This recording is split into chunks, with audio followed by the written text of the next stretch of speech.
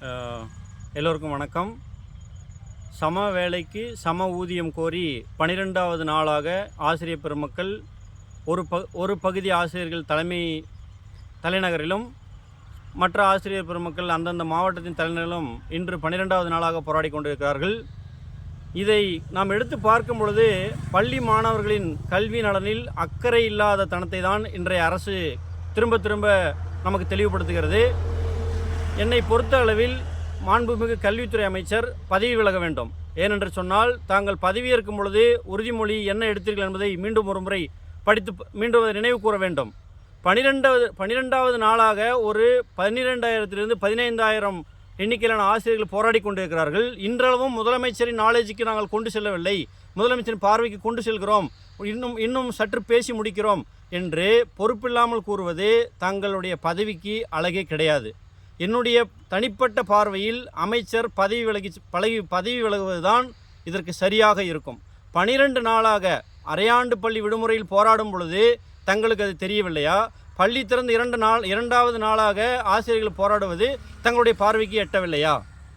அப்படி இருக்கும் பொழுது போராட்டம் இன்று அவர்கள் நடத்தவில்லை, கடந்த 10 ஆண்டுகளாக போராடி கொண்டிருக்கிறார்கள். அதிமுக ஆட்சியிலும் போராடினார்கள், இப்போ இன்றளவிற்குடைய திமுக ஆட்சியிலும் போராடினார்கள்.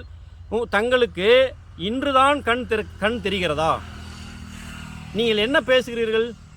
4 மணிக்கு மேலாக 4:30 மணிக்கு மேலாக அரை மணி நேரம் கூட எதிர்ப்பை தெரிவிங்கள் என்று சொன்னால், இன்னும் அவர்கள் எதிர்ப்பை தெரிவித்து கொண்டே இருந்தால் அப்போ நீங்கள் எப்பொழுது முடிவு எட்டுவீர்கள்? ஆக இன்றளவும் அமைச்சர் என்ன கருத்து தெரிவிக்கின்றார் என்று என்னுடைய பார்வையில் என்ன கூற விரும்புகிறார் என்று சொன்னால், எல்லா பெற்றோர்களுக்கும் இந்த செய்தி பள்ளி திறந்தும் ஆசிரியர்கள் பள்ளிக்கு வராதனால் இந்த விஷயம் பெற்றோர்கள் மத்தியில் பூதாகரமாக பரவுகிறது. இது அவருடைய ஆட்சிக்கு நற்பெயரை ஏற்படுத்தாது என்ற ஒரே காரணத்தை இவர்கள் கருத்தில் கொண்டு மட்டும்தான் இவர்கள் பேசுகிறார்கள். ஆகவே ஆசிரியர்கள் நலனை மட்டும் கொள்ளாமல் பாடம் நடத்தாமல் மாணவர்கள் காலை முதல் மாலை வரை பள்ளியில் அமர்ந்திருப்பது மாணவர்களின் கல்வித்தரத்திற்கு உகந்ததல்ல. இந்த பிரச்சனையை பேசி முடிப்பதற்கு 1 மணி நேரம் கூட தேவையில்லை. சம்பந்தப்பட்ட அமைச்சர் முதலமைச்சரை சந்தித்து இது குறித்து பேசுவதில் என்ன தயக்கம் இருக்கிறது?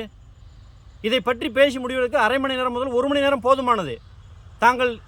தற்பொழுது நாங்கள் பேசி முடிக்கிறோம், இன்னும் எத்தனை வருடங்களுக்கு பேசி முடிக்கிறோம் என்று காலதாமதம் செய்வீர்கள்? நான் முழுக்க ஆசிரியர்களுக்கு ஆதரவாக குறிப்பிடவில்லை. நான் குறிப்பிடுவது மாணவர்களின் கல்வித்தரம் மிகவும் பாதிக்கப்படும். இப்போ இருக்கின்ற ஆசிரியர் பெருமக்கள் தங்களுடைய போராட்டத்தை அடுத்தடுத்த கட்டத்திற்கு எடுத்து செல்வதற்காக மட்டுமே தயாராக இருக்கிறார்கள். ஆகவே இதில் அரசு அலட்சியம் காட்டாமல் உடனடியாக சம்பந்தப்பட்ட அமைச்சர் இதில் தலையிட்டு உடனடியாக இதற்கான தீர்வை காண வேண்டும் என்பது என்னுடைய வேண்டுகோள்.